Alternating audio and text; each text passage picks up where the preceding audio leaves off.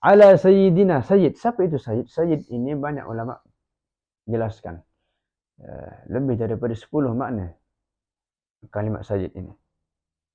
Sayyid ini boleh bermakna orang yang banyak followers dia, pengikut dia. Kemudian sayyid ini pun juga adalah orang yang memimpin kaum dia. Dia panggil sayyid juga.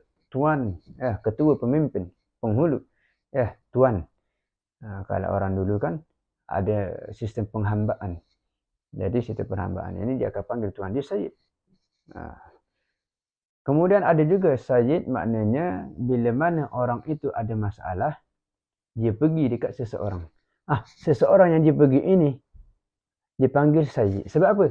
Orang ini adalah tempat untuk berlindung ketika mana orang yang lari kepada dia memiliki kesusahan, penderitaan ataupun dalam situasi yang berat di dalam kehidupan dia.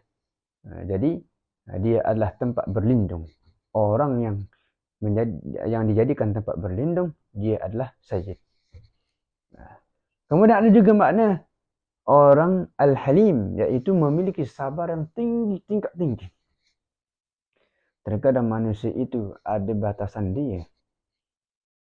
Meskipun dia orang yang sabar. Tapi ada juga manusia yang tahap kesabaran dia mengalahkan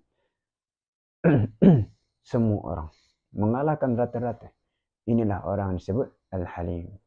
Dan semua sifat-sifat ini terpaku pada diri Rasulullah sallallahu alaihi wa ala alihi wasallam.